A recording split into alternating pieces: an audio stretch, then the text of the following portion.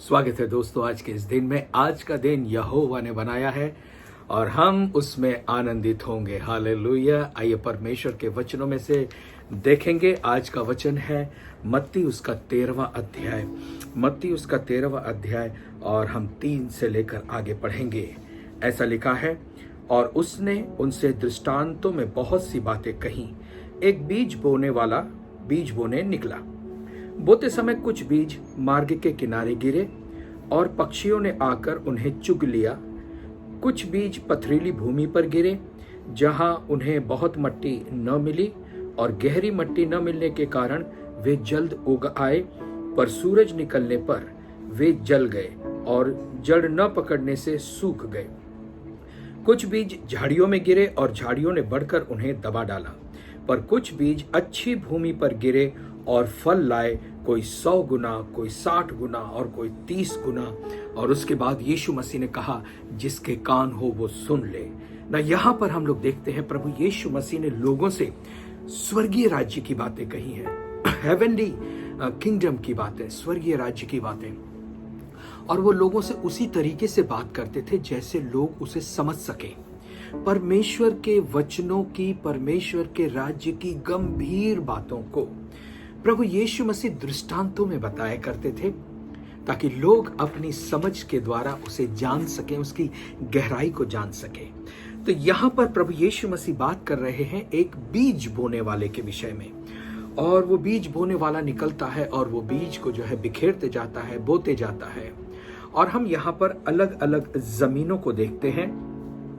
और ऐसी जमीन है जो मार्ग के किनारे की है, और कुछ बीज जो है वो पथरीली जमीन पर गिरते हैं, और कुछ बीज जो है वो झाड़ियों में गिरते हैं, और कुछ बीज अच्छी जमीन पर गिरते हैं ना। इस चीज को जब प्रभु यीशु मसीह ने चेलों को बताया, तो चेलों ने फिर बाद में उनसे, यीशु मसीह से आकर पूछा कि ये इसका अर्थ क्या है, यानी बीज बोने वाला जो दृष्टांत है प्रभु, तू हमें इसके अर्थ को बता। तो हम लोग देखते हैं मत्ती 13वें अध्याय के 18वें वचन से आगे प्रभु यीशु मसीह ने अपने दिए हुए उस दृष्टांत का अर्थ जो है वो चेलों को और भी अच्छे से समझाकर बताया है। यहाँ पर 18वां वचन कहता है, अब तुम बोने वाले के दृष्टांत का अर्थ सुनो। जो कोई राज्य का वचन सुनकर नहीं समझता, उसके मन में जो कुछ बोया गया था उसे वो दुष्ट आकर छीन ले जाता है। ये वही है जो मार्ग के किनारे बोया गया। इससे पहले कि हम इस अध्याय में या इस अध्ययन में आगे बढ़ें, हमें ये जान लेना जरूरी है कि बीज क्या है। बीज कुछ और नहीं, परमेश्वर का वचन है। परमेश्वर का वचन है। और क्या आपको पता है, आपके पास जो बाइबल है वो कुछ और नहीं बल्कि ऐसे बीजों से भरा हुआ थैला है जिसमें ढेर सारे बीज बोए गए हैं ना। ये जो वचन के बीज हैं, ये पृथ्वी के बीज नहीं हैं जैसा आप और हम देखते हैं। ये वो स्वर्गीय बीज हैं जो परमेश्वर ने हमें दिए हैं, और बाइबल के रूप में उन बीजों को उसने बाइबल में भर दिया है। और ये बीजों से भरा थैला यानी कि बाइबल आपके और मेरे पास है। यहाँ पर बीज जो है वो अलग अलग व्यक्तियों के जीवन को दर्शाता है कि कैसे अलग अलग लोगों के जीवन में बीज बोया जाता है और कैसा उसका अलग अलग परिणाम होता है। तो मार्ग के किनारे जो बीज बोया गया उसके विषय में प्रभु यीशु मसीह ने कहा कि जो वचन सुनता है लेकिन नहीं समझता।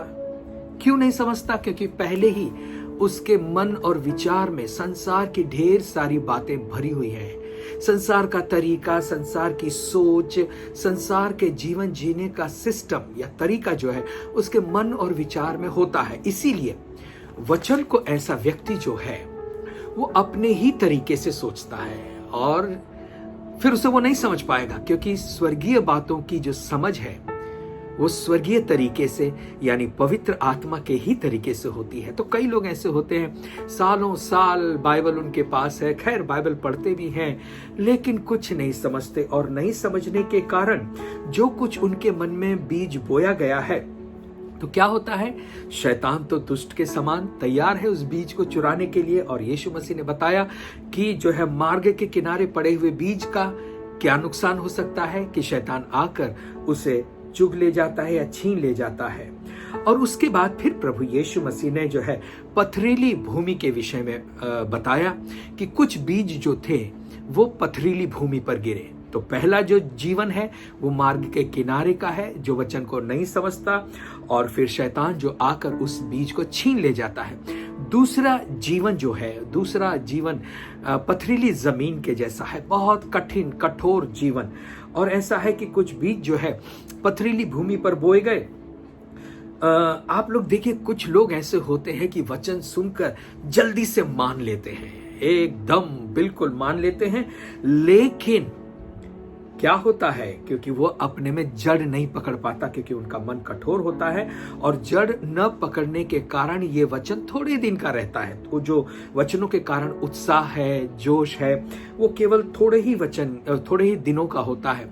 और जब जिंदगी की सच्चाइयों का उन्हें सामना करना पड़ता है, जिंदगी की कठिनाइयों का सामना करना पड़ता है, क्योंकि जो वचन उन्होंने सुना था वो जड़ नहीं पकड़ पाया था, तो क्या होता है, संसार का जो है उपद्रव या क्लेश जो होता है, परेशानियां होती हैं, तकलीफ होती है, उसके कारण जो है वो तुरंत ठोकर खा जाता है। और फिर क्या होता है, वचनों के द्वारा जो उसके मन में जोश आया था, उत्साह आया था, वो सब 1 मिनट में ही ठंडा हो जाता है। आपने देखा ना, कई मसीही लोग होते हैं, सेमिनार अटेंड करते हैं, फायर सेमिनार और ये सेमिनार और वो सेमिनार, और जब सेमिनार में उनको जो आशीष मिलती है, जो वचन के बीज बोए जाते हैं, वे सभी बहुत जोश में होते हैं, एकदम उत्साह में होते हैं। उन्हें उस सेमिनार के द्वारा जो है एक नया आनंद प्राप्त हो जाता है, एक नई समझ प्राप्त होती है।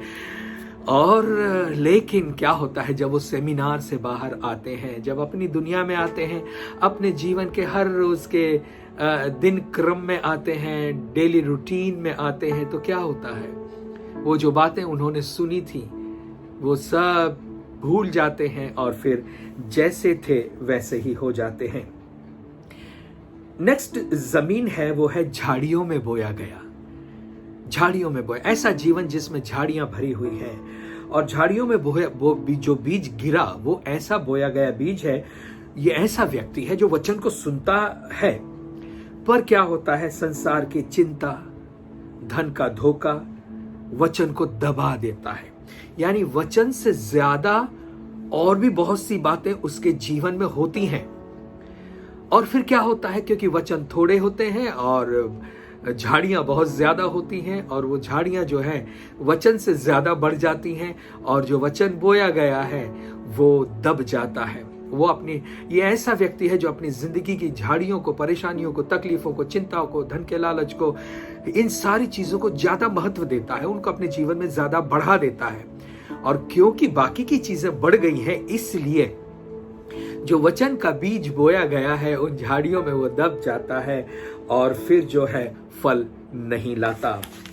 फिर एक और जमीन की बात की गई है, और मेरी प्रार्थना ये है कि आज आप जितने भी मुझे सुन रहे हैं, आपकी जमीन ऐसी ही हो। यहां पर बात करता है अच्छी भूमि के जमीन की, यानी ऐसा बीज जो अच्छी भूमि में बोया गया है।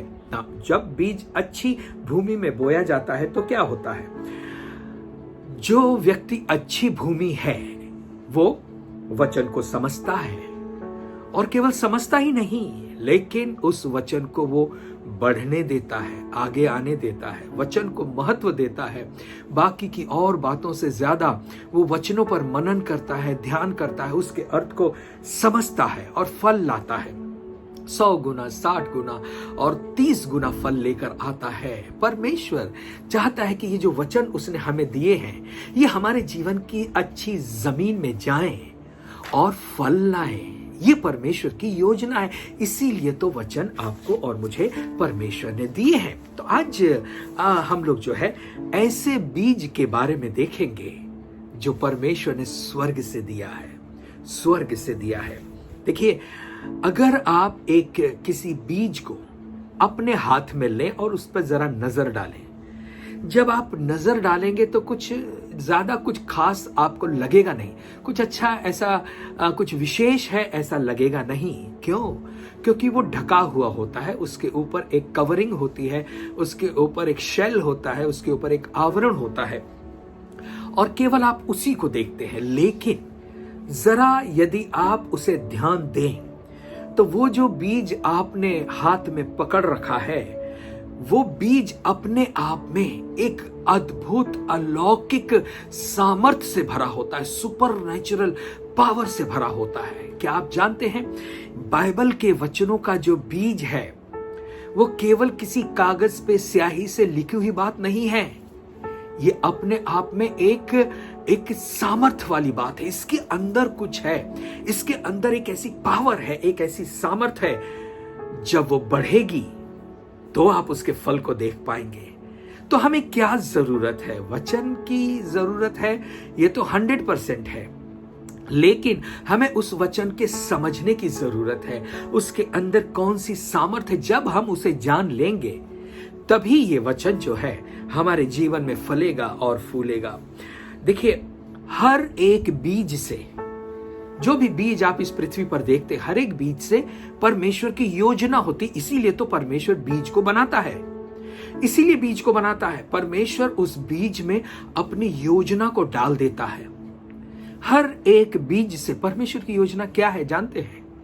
कि जब ये बीज जमीन में बोया जाएगा, अच्छी जमीन में बोया जाएगा, क्या होगा? जब जमीन में बोया जाएगा तो उस बीज में जो भरा हुआ है ना अंदर, जो परमेश्वर की योजना भरी हुई है, जो परमेश्वर की सामर्थ भरी हुई है, वो बाहर निकलने लगेगी। जब तक बीज आपके हाथ में होगा, जब तक बीज आपके थैले में पड़ा हुआ होगा, उसके अंदर जो भरा है वो बाहर नहीं आ पाएगा। तो जो बीज के अंदर भरा हुआ है, जो परमेश्वर की योजना भरी हुई है, जो परमेश्वर की सामर्थ भरी हुई है, यदि आप और मैं उसे बाहर लाना चाहते हैं तो क्या करना पड़ेगा? अच्छी जमीन में बोना पड़ेगा। वचन तो आप हर दिन पढ़ते हैं, लेकिन प्रार्थना करें कि परमेश्वर मेरे जीवन को एक अच्छी जमीन बना। जब आपके पास अच्छी जमीन होगी तभी परमेश्वर की सामर्थ इन वचनों से बाहर निकलेगी। जो परमेश्वर की योजना इन वचनों के द्वारा है वो बाहर निकलेगी।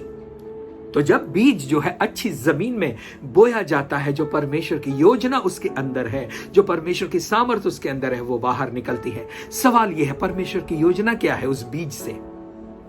उस बीज से परमेश्वर की योजना यह है कि जब वो जमीन में बोया जाएगा, उसमें से जड़ निकलेगी, पौधा निकलेगा, पत्ते निकलेंगे और वो बढ़ता चला जाएगा। पहले पौधा होगा, फिर और बढ़ेगा, फिर और बढ़ेगा, आगे चल के वो एक बड़ा पेड़ बन जाएगा।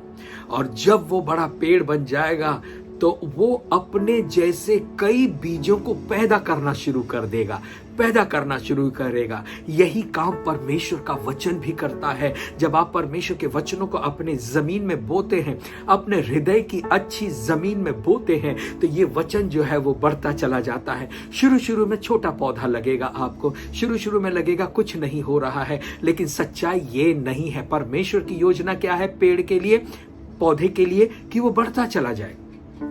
तो वचन अगर अच्छी जमीन में हम बोएंगे तो ये वचन हमारे अंदर बढ़ता चला जाएगा और क्या होगा? मजबूती से जड़ पकड़ेगा। एक पेड़ जो होता है, जब उसकी जड़ें बहुत गहराई तक पहुंच जाती है तो वो पेड़ मजबूती से डट के खड़ा रहता है, कोई भी परिस्थिति उसे हिला नहीं पाती है। तो परमेश्वर की योजना बीज के द्वारा क्या है कि इसमें जो जड़ रखी हुई है, इसमें जो पौधा रखा हुआ है, इसमें जो पत्ते रखे हैं, इसमें जो डालियां रखी हुई हैं, इस बीज के अंदर जो फल है, इस बीज के अंदर जो फूल है, जो आने वाले दिनों में फलेंगे, फूलेंगे और वो सारी चीजें निकलें, यही परमेश्वर की बीज से योजना है। तो जब परमेश्वर का वचन आपके जीवन में बैठ जाता है तो क्या होता है? पेड़ बनता है, फल आते हैं और केवल फल आपके रहने तक ही नहीं आते हैं। पेड़ यदि आपने लगाया है तो जितने दिन आप जिंदा रहेंगे, पेड़ की उम्र तो उससे भी ज्यादा जिंदा है, पेड़ उससे ज्यादा जिंदा रहेगा। वचन जो है वो अनंत काल का है, लेकिन जितने दिन आप जिंदा रहेंगे उस पेड़ के फल आप खाते रहेंगे, है कि नहीं? जितने दिन आप जिंदा हैं ये वचनों का आशीष आप पाते रहेंगे। और एक दिन जब आप और मैं इस दुनिया को छोड़कर चले जाएंगे, पेड़ बना रहेगा, वचन बना रहेगा। और क्या होगा जानते हैं? आपके बाद की पीढ़ियां उसके आनंद को लेती रहेंगी, उस फल को खाती रहेंगी। पेड़ लगाने वाला इंसान मर सकता है, लेकिन उसके मरने के बाद भी पेड़ में से तो फूल और फल आएंगे, और जो फूल और फल आएंगे हमारे बाद भी हमारी पीढ़ियां खाती रहेंगी। ठीक उसी तरीके से वचनों का जो विश्वास है, वचनों के विश्वास करने के द्वारा जो फल आएंगे, उसका आनंद आप लेंगे, और आपके बाद आपकी जनरेशन टू जनरेशन, यानी पीढ़ियों से पीढ़ियों तक ये वचन बना रहेगा। आप आशीष पाएंगे, आपकी संतानें आशीष पाएंगी, संतानों की संतानें आशीष पाएंगी। 7 पीढ़ी, 1000 पीढ़ियों तक परमेश्वर अपनी करुणा और दया आप पर बनाए रखेगा। तो समझ ले, आज वचन को बोना कितना महत्वपूर्ण है। यदि आज वचन को हम अपने जीवन में बोएंगे, आगे चल के ये वचन फलदायी होगा, हम आशीष पाएंगे, हमारे बाद हमारी संतानें, हमारी पीढ़ियां आशीष पाएंगी। तो बीज के अंदर जो परमेश्वर की योजना है, वो पीढ़ियों से पीढ़ियों तक हमें आशीष देने की है। अब आपने जान लिया, वचन को अपने मन में स्वीकार करना, ग्रहण करना कितना महत्वपूर्ण है। देखिए, विश्वास वो मट्टी है जिसमें ये वचन बोया जाता है। फेथ वो सॉइल है, वो मट्टी है जिसमें हम वचन को बोते हैं। वचन बो दिया, विश्वास की मट्टी में उसको बोए, और फिर उसमें से जो निकलेगा वो बीज को बढ़ने में मदद करेगा। और इसीलिए प्यारो, विश्वास की जमीन में अच्छी भूमि क्या है जानते हैं? अच्छी भूमि वाला व्यक्ति वो व्यक्ति होता है जो विश्वास से भरा हुआ होता है, परमेश्वर के वचनों को पढ़ता है, उस पर विश्वास करता है और कहता है, परमेश्वर तूने ये कहा है, ये वचन के द्वारा तूने मुझसे वायदा किया है, प्रॉमिस किया है, कवेनेंट बांधी है, वाचा बांधी है, जो तूने वाचा बांधी है वो तू जरूर पूरा करेगा। और जब विश्वास की ये मट्टी आप वचन के इस बीज को देंगे, इस बीज में जो पावर भरी हुई है, सामर्थ भरी हुई है, वो बाहर आने लगेगी। और तब क्या होगा कि वो जो है बीज का रूप बदलने लगेगा, वो वचन आपके लिए वास्तविकता बनने लगेगा। इससे पहले ये वचन कागज पे लिखा हुआ कोई अक्षर लगता होगा, लेकिन जब विश्वास की मट्टी में, अच्छी भूमि में जब आप उसको बोएंगे, तो ये वचन अपना रूप बदलना शुरू करेगा। आप जानते हैं, जब बीज को बोया जाता है, आगे चल के बीज नहीं रहता, वो मट्टी में मिल जाता है, लेकिन उस बीज का रूप बदल के एक पेड़ बन जाता है। और इसीलिए उसमें से फिर फल फूल आने लगते हैं। और ये सारी चीजें, वो जो बदलने की सामर्थ है, वो जो बीज का नया रूप है, जानते हैं, वो एक शेल यानी आवरण के अंदर होता है। बीज के ऊपर का जो कवरिंग होती है, आवरण होता है, उसके अंदर ये सब भरा होता है। अब जरा सोचिए ना, क्या होगा तब जब वो बीज आप थैले में ही रखेंगे। यदि परमेश्वर के वचन आपकी बाइबल में ही रहेंगे तो क्या होगा? कुछ नहीं होगा। ओके?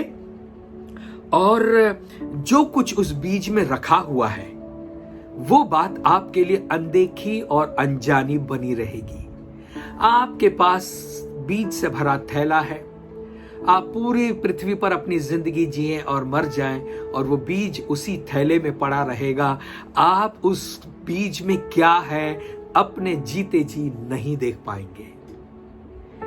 ये बातें जो बीज के अंदर भरी है, वो आपके लिए अनदेखी और अनजानी बनी रहेंगी। लेकिन यदि जब आप उसी अपने थैले के बीज को लेते हैं, बाइबल के वचनों को लेते हैं और अच्छी जमीन में बोते हैं, विश्वास की मट्टी में बोते हैं, तो क्या होता है? सब बदल जाता है, सब बदल जाता है।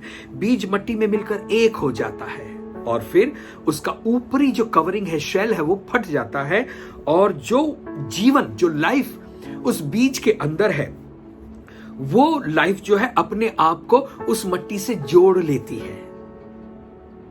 समझ रहे हैं आप इस चीज को? यानी जड़ जो है वो जमीन के अंदर चली जाती है और जमीन से अपने आप को जोड़ लेती है। और तब क्या होता है? जमीन में जो पोषण है वो उसे लेती है और उसे एक पौधा और पेड़ बनने में मदद करती है। और जब बीज बोया जाता है, मैं यही कहना चाहता हूं, जब बीज बोया जाता है तो बीज के अंदर जो है परमेश्वर की योजना होती है ना, वो काम करने लगती है। जो बीज में छिपा है ना, वो बाहर आने लगता है। जो पोटेंशियल है उसके अंदर, बीज के अंदर, वो रियलिटी बन जाती है। जो बीज के अंदर क्षमता होती है वो वास्तविकता बन जाती है। बाइबल में वचन है, वचन बीज है। बाइबल अपने आप में बीज से भरा हुआ थैला है, और प्रत्येक बीज या प्रत्येक वचन अपने आप में बहुत बड़े चमत्कारों से भरा हुआ है।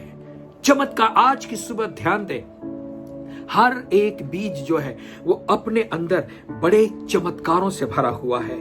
देखिए, जैसा बीज है वैसे ही परमेश्वर का वचन भी है। हर वचन में जीवन पैदा करने की सामर्थ होती है। हर बीज जिंदा होता है।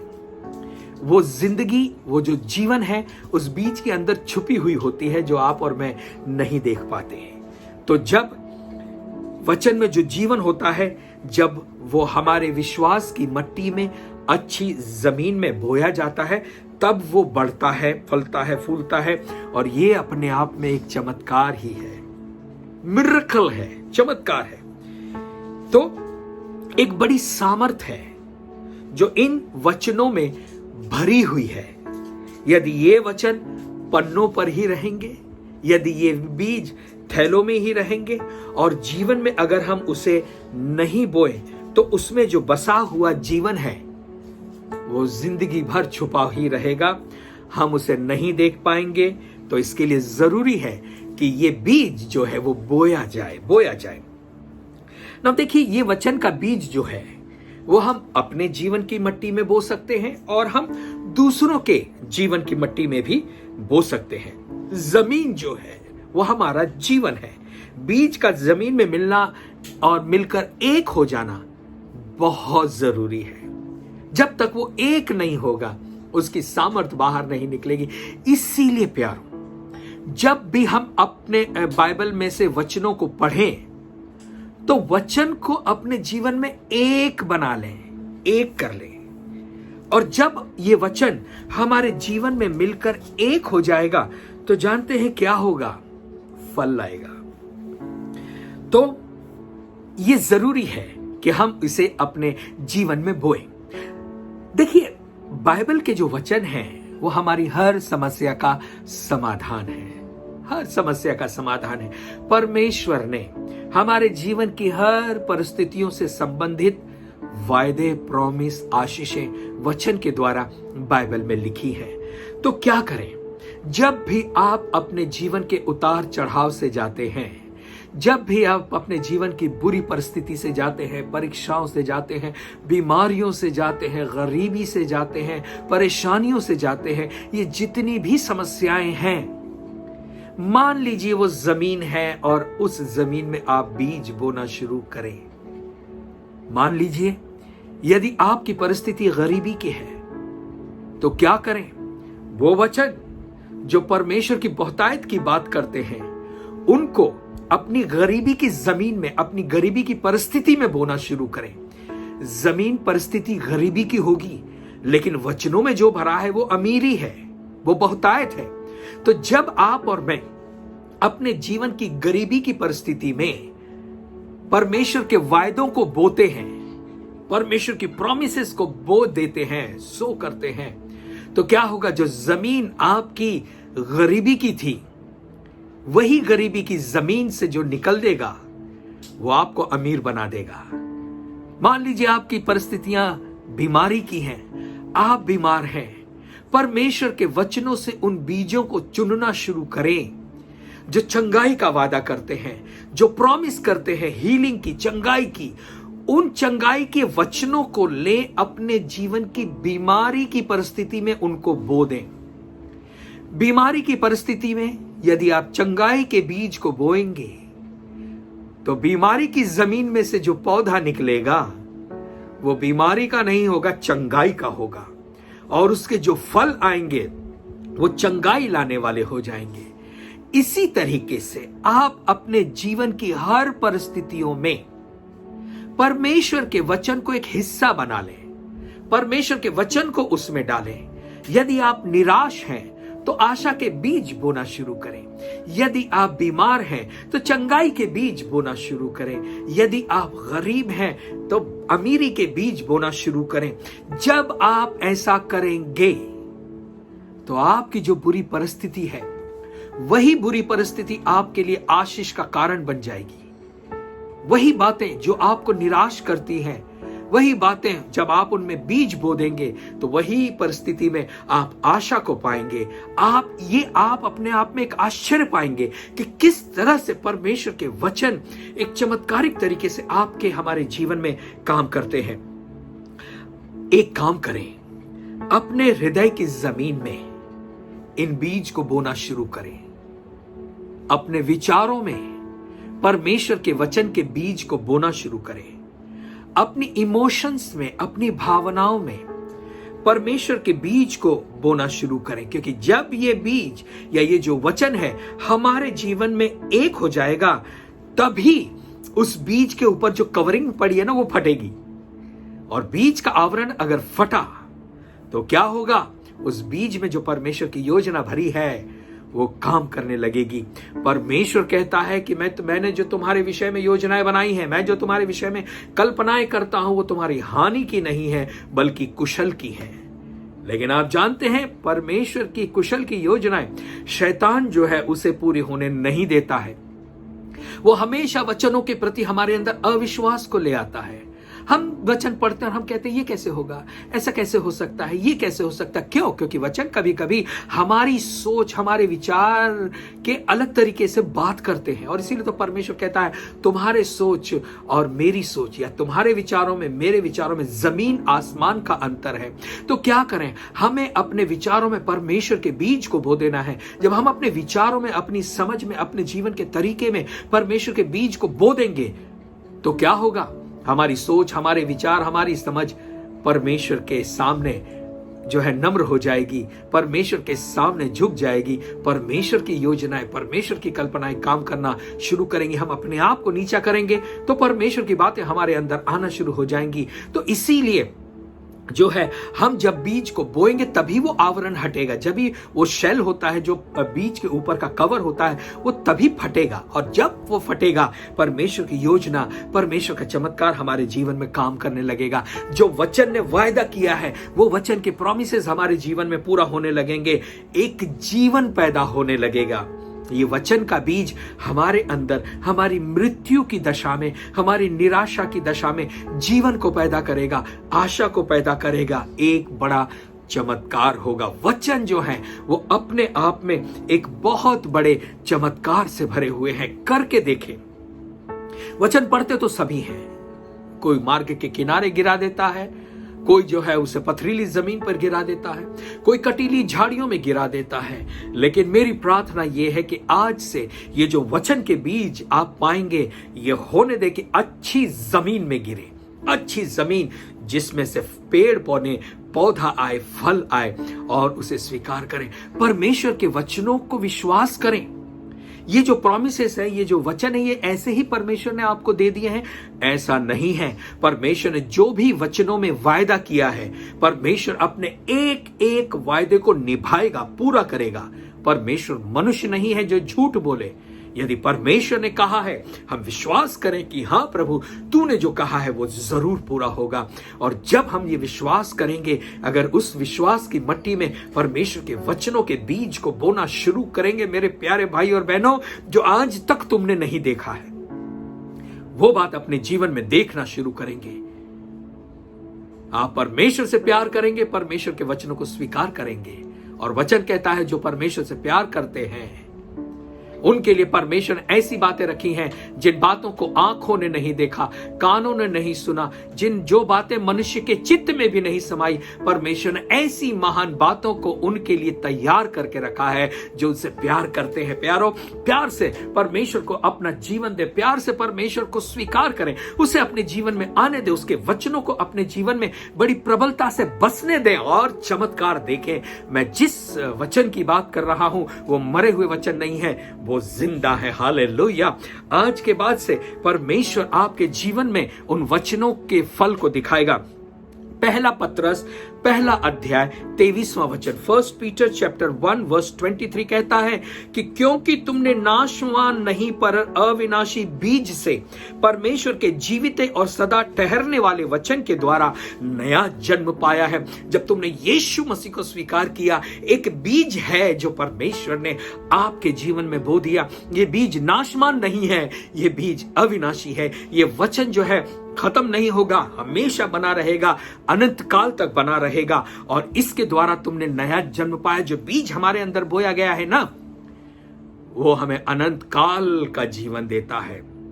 और इसीलिए हमने उस बीज के द्वारा नया जन्म पाया है। तो प्यारो, परमेश्वर के बीज को, परमेश्वर के वचनों को अपने अंदर बसने दें, अच्छी जमीन दें, विश्वास की मट्टी में उसको जड़ पकड़ने दें, और फिर आने वाली आशीषों को आप देखें।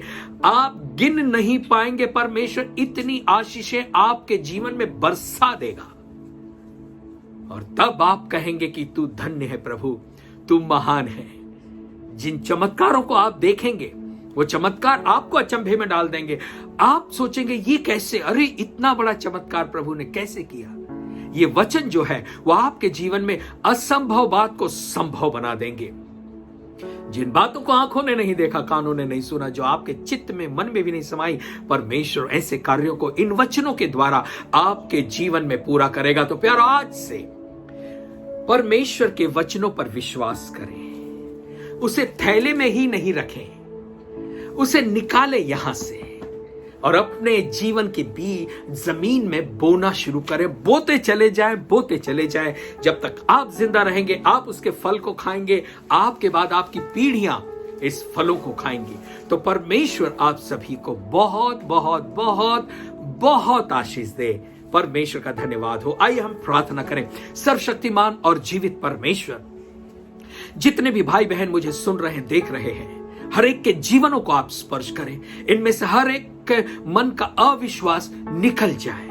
प्रभु परमेश्वर, विश्वास की अच्छी मट्टी, अच्छी जमीन इनके अंदर पैदा करें, ताकि जो वचन ये अपने मन में विश्वास के द्वारा बोएं, वो फल लाए और ये अपने जीवन में उसके चमत्कार को, उसके फल को देखें, उस जीवन को देखें जो आपने उस बीज में रखा हुआ है। धन्यवाद प्रभु इस वचनों के लिए, हर एक को आपने आशीष दी, इसके लिए धन्यवाद। ये प्रार्थना हम हमारे उद्धारकर्ता प्रभु यीशु मसीह के नाम से मांगते हैं। आमीन, आमीन, आमीन। परमेश्वर आपको आशीष दे। आइए प्यारो, इस समय हम प्रभु की मेज बनाएं। धन्यवाद दें कि प्रभु ने आज तक हमें जिंदा रखा है, कि हम उसकी मेज में सहभागी हो रहे हैं। तो पूरे आदर के साथ परमेश्वर का धन्यवाद देते हुए हम परमेश्वर की इस मेज को मनाएंगे। आइए वचन पढ़ेंगे। पहला कुरिन्थियों 11वां अध्याय और 23वें वचन से आगे।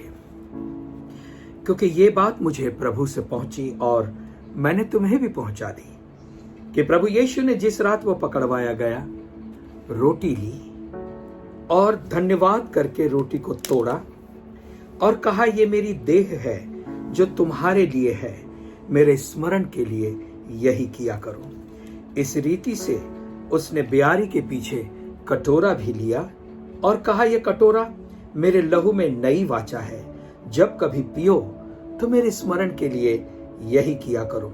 क्योंकि जब कभी तुम इस रोटी को खाते हो और इस कटोरे में से पीते हो, तो प्रभु की मृत्यु को जब तक वो न आए प्रचार करते हो।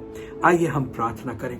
सर्वशक्तिमान हमारे जीवित परमेश्वर, धन्यवाद देते हैं आपके प्रेम के लिए, जो आपने कलवरी के क्रूस पर हम पापियों के लिए दिखाया। सामर्थी परमेश्वर, ये आपका प्रेम ही था यीशु मसीह, जो आपको क्रूस तक लेकर गया, जिसके द्वारा हम बचाए गए। प्रभु, आपने अपने प्राणों को दे दिया, आपने मृत्यु को स्वीकार किया ताकि हम जीवन को पा सकें। धन्यवाद, धन्यवाद, धन्यवाद राजा। और प्रभु परमेश्वर, यीशु मसीह पर विश्वास करने के द्वारा आपने हमें अपनी कलीसिया, अपनी दुल्हन होने का अधिकार दिया, इसके लिए धन्यवाद देते हैं। उद्धार दिया, अनंत काल का जीवन दिया, इसके लिए धन्यवाद देते हैं। ये रोटी और प्याला प्रभु धन्यवाद के साथ हम इस समय आपके सम्मुख में, आपकी मेज के साथ में, आपके उपस्थिति में हम खाने वाले हैं। प्रभु, होने दें ये रोटी और प्याला हम में से हर एक के लिए एक बहुत बड़ी आशीष का कारण बने। धन्यवाद प्रभु, प्रभु यीशु मसीह के नाम से मांगते हैं, आमीन।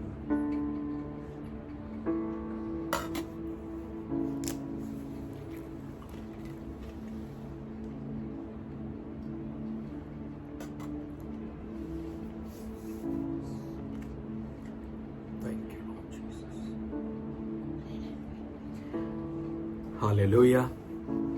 आइए प्यारो, ये वो समय है जब हम देने के द्वारा प्रभु का आदर करें।